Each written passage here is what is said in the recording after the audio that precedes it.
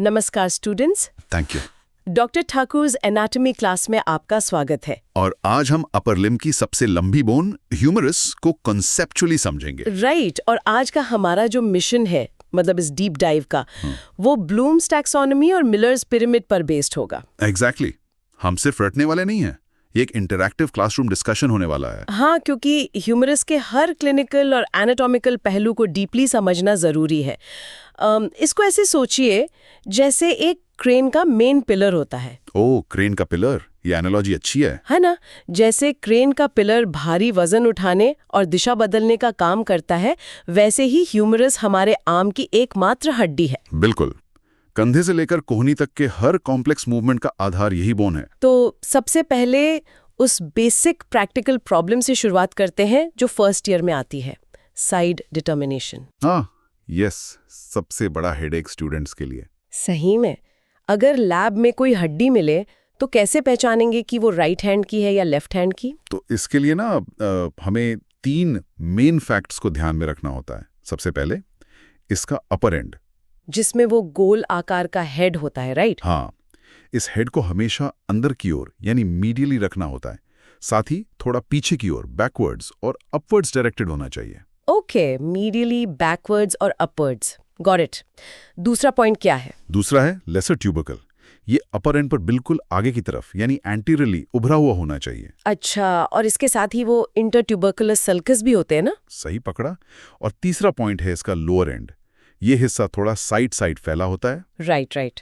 और इसमें अंदर की तरफ मतलब मीडियली एक बहुत ही स्पष्ट उभार होता है, जिसे मीडियल एपिकॉन्डाइल कहते हैं। यहाँ मैं एक सवाल पूछना चाहूंगी। बिल्कुल। अगर मैं जल्दबाजी में हड्डी को उल्टा पकड़ लूं? उल्टा पकड़ लें? हाँ, मेरा मतलब है अगर आगे का हिस्सा पीछे कर दूं तो क्या सिर्फ मीडियल एपिकॉन्डाइल को देखकर मैं सही साइड बता सकती हूँ? अरे नहीं, सिर्फ एक लैंडमार्क काफी नहीं है। अगर आपने हड्डी उल्टा पकड़ ली तो एपिकॉन्डाइल तो अब भी मीडियली पॉइंट करेगा। ओह हाँ, वो तो वही रहेगा। एग्जैक्टली। इसीलिए आपको हेड की दिशा मीडियली और निचले सिरे के मीडियल एपिकॉन्डाइल दोनों को एक साथ अलाइन करके कंफर्म करना पड़ता है। समझ गई। तो साइड तय हो गई, अब इस अपर एंड को थोड़ा करीब से देखते हैं। बिल्कुल। अपर एंड में सबसे प्रोमिनेंट तो हेड ही है, जो स्कैपुला की ग्लेनोइड कैविटी से जुड़कर शोल्डर जॉइंट बनाता है। और मैंने पढ़ा है कि ये हेड उस कैविटी से बहुत बड़ा होता है, लगभग 4:1 का रेशियो होता है इनका। हाँ, 4.1 का रेशियो। ये तो ऐसा हुआ जैसे एक बड़ी सी गोल्फ बॉल को एक छोटी सी गोल्फ टी पर रख दिया हो। वही तो। और इसी वजह से हमारा शोल्डर इतना ज्यादा मोबाइल होता है, हम किसी भी दिशा में हाथ घुमा सकते हैं। पर इसका एक नुकसान भी तो है ना? डिसलोकेशन का खतरा काफी रहता होगा। बिल्कुल रहता है, इसीलिए वहां इतनी सारी मसल्स होती हैं। वैसे on the screen you can see the humerus diagram. अगर आप ध्यान से देखें तो हेड के अलावा इसमें नेक्स भी होती हैं। Necks plural? एक से ज्यादा गर्दनें होती हैं क्या इसमें? अरे हाँ, ह्यूमरस में एक नहीं 3 नेक्स होती हैं। Oh wow, 3 next. पहली कौन सी है? पहली है एनाटॉमिकल नेक, जो हेड के आर्टिकुलर सरफेस के ठीक नीचे होती है। ओके, और दूसरी? दूसरी है मॉर्फोलॉजिकल नेक। ये अडल्ट्स में गायब हो जाती है। ये बेसिकली डायाफाइसिस और एपिफाइसिस के बीच की एपिफाइसियल लाइन है। अच्छा, तो ये ग्रोथ के टाइम वाली लाइन है। और तीसरी? तीसरी सबसे इंपॉर्टेंट है क्लिनिकल पॉइंट ऑफ व्यू से, सर्जिकल नेक। सर्जिकल नेक, ये कहाँ होती है? ये हड्डी का वो संकरा हिस्सा है जहां सबसे ज्यादा फ्रैक्चर्स होते हैं, ट्यूबरकल्स के ठीक नीचे। राइट। ट्यूबरकल्स मतलब वही ग्रेटर और लेसर ट्यूबरकल ना? हाँ, लैटरल साइड में ग्रेटर ट्यूबरकल और आगे की तरफ लेसर ट्यूबरकल, और इनके बीच में वही नाली बाइसेपरल ग्रोव, या जिसे इंटरट्यूबरकुलर सल्कस कहते हैं। एग्जैक्टली। चलिए अब हम अपर एंड से थोड़ा नीचे उतरते हैं बोन के मेन तनी की तरफ, यानी शाफ्ट पर। शाफ्ट ऊपर से गोल और नीचे आते आते थोड़ा ट्रायंगुलर हो जाता है ये। सही कहा। ट्रायंगुलर होने की वजह से इसके 3 बॉर्डर्स बन जाते हैं, एंटीरियर, लैटरल और मीडियल। और नेचुरली 3 सर्फेसेस भी बनेंगी, एंटीरोलैटरल, एंटीरोमीडियल और पोस्टीरियर। बिल्कुल। अब इन सर्फेसेस पर कुछ बहुत इंपॉर्टेंट स्ट्रक्चर्स हैं। जैसे एंटीरोलैटरल सरफेस पर एक वी शेप्ड खुरदुरा उभार होता है, जिसे डेल्टॉइड ट्यूबरोसिटी कहते हैं। हाँ, और उसके बाद पोस्टीरियर सरफेस के बीच में एक नाली होती है, रेडियल ग्रूव या स्पाइरल ग्रूव। पता है, मैं इस शाफ्ट को एक बिजी हाईवे की तरह इमेजिन कर रही हूँ। Busy highway? वो कैसे? जैसे एक हाईवे पर अलग अलग लेन्स होती हैं, वहां इस ग्रूव से रेडियल नर्व और प्रोफंडा ब्राकियाई आर्टरी गुजरती हैं। बिना एक दूसरे से टकराए अपने फिक्स्ड रास्ते से। ये एनालॉजी बहुत एक्यूरेट है। और इसी हाईवे पर एक और जरूरी पॉइंट है, न्यूट्रिएंट फोरामेन। ओह हाँ, बोन को ब्लड सप्लाई देने वाला छेद। राइट, एंट्रोमीडियल सरफेस पर होता है ये।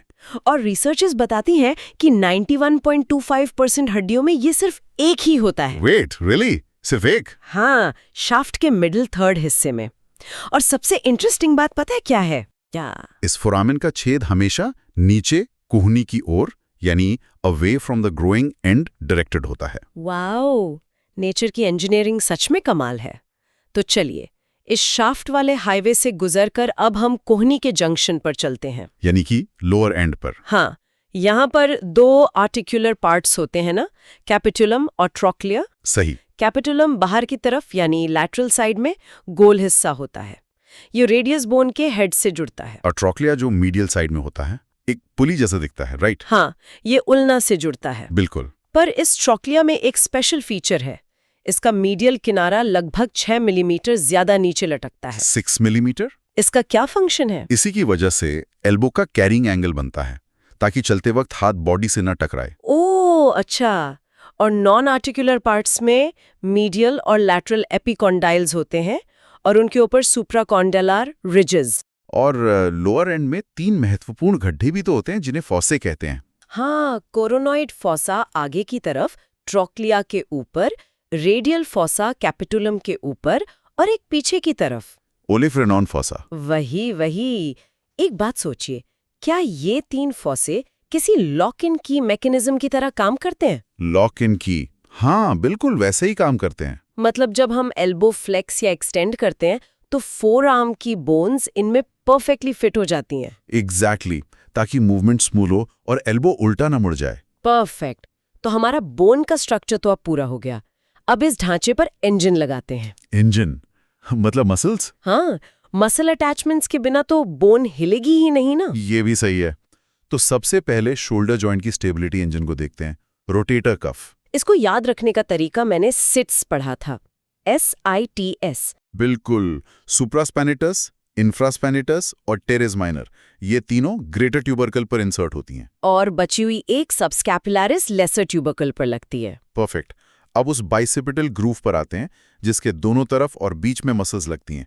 इसका एक बहुत पॉपुलर निमोनिक है, लेडी बिटवीन 2 मेजर्स, है ना? हाँ, लैटरल लिप पर पेक्टोरालिस मेजर, मीडियल लिप पर टेरेस मेजर। और फ्लोर पर उन दोनों मेजर्स के बीच में लेडी यानी लैटिसम्स डॉर्सी अटैच होती है। सही जवाब। उसके बाद शाफ्ट की बात करें तो डेल्टॉइड ट्यूबरोसिटी पर ऑफ कोर्स डेल्टॉइड मसल आएगी। और शाफ्ट के आगे ब्रेचियलियस और पीछे ट्राइसेप्स मसल। राइट। और लोअर एंड पर आते आते हम फोर आर्म की मसल्स के ओरिजिन पॉइंट्स देखते हैं। मीडियल एपिकॉन्डाइल से कॉमन फ्लेक्सर ओरिजिन निकलता है और लैटरल एपिकॉन्डाइल से कॉमन एक्सटेंसर ओरिजिन निकलता है। साथ ही लैटरल सुप्राकॉन्डाइलर रिज से ब्रैकियोरेडियालिस और मीडियल रिज से प्रोनेटर टेरेस निकलते हैं। तो एक छोटा से रिकैप करें। ऊपर की मसल्स हमारे शोल्डर को घुमाती हैं और स्टेबलाइज करती हैं, और नीचे की मसल्स हमारी रिस्ट और फिंगर्स को कंट्रोल करती हैं। क्या सिस्टमैटिक डिजाइन है।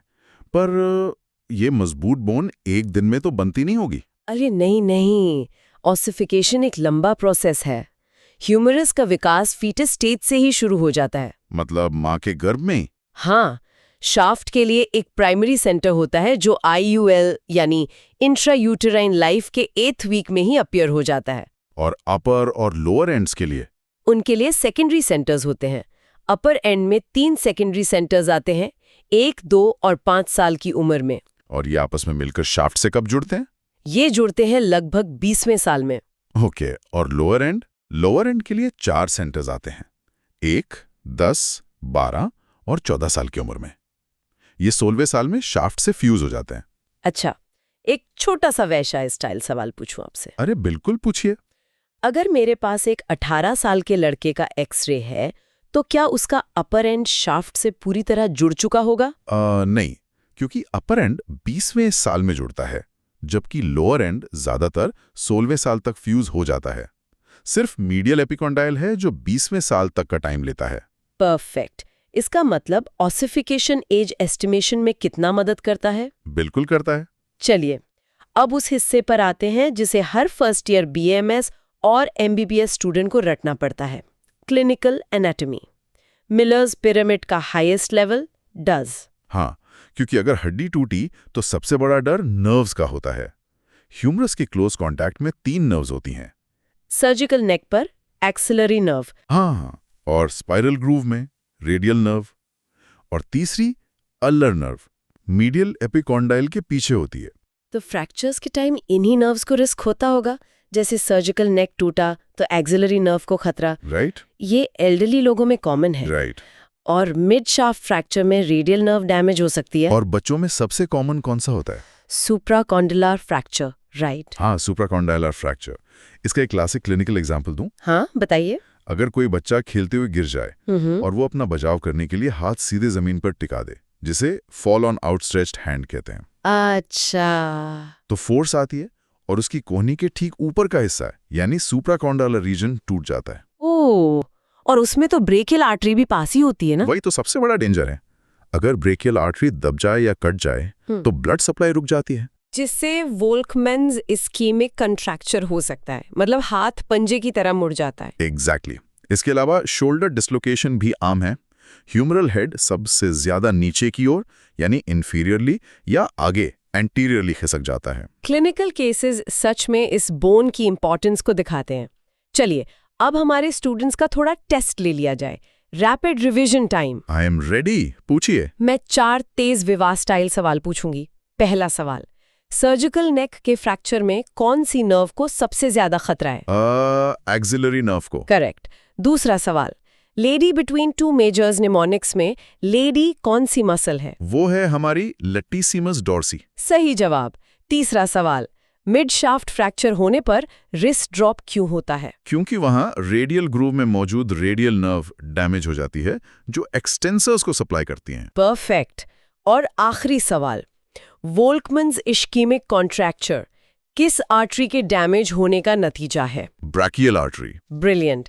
आज का सेशन सच में बहुत इन्फॉर्मेटिव रहा। मुझे भी मजा आया। तो जाने से पहले एक प्रोवोकेटिव थॉट सभी के लिए। हाँ, बताइए। जरा सोचिए, अगर हमारी ह्यूमरस की नर्व और ब्लड वेसल्स की व्यवस्था इतनी कॉम्प्लेक्स और परफेक्ट है, राइट, तो भविष्य में 3D प्रिंटेड बायोनिक आर्म्स बनाने वाले वैज्ञानिकों को इस आर्टरी नर्व हाईवे को कॉपी करने में कितनी बड़ी चुनौती का सामना करना पड़ेगा। इस पर जरूर रिसर्च कीजिएगा। If you found this class helpful, don't forget to like, subscribe and share Dr. Thakur's anatomy class on YouTube. Anatomy समझने की चीज है, सिर्फ रटने की नहीं।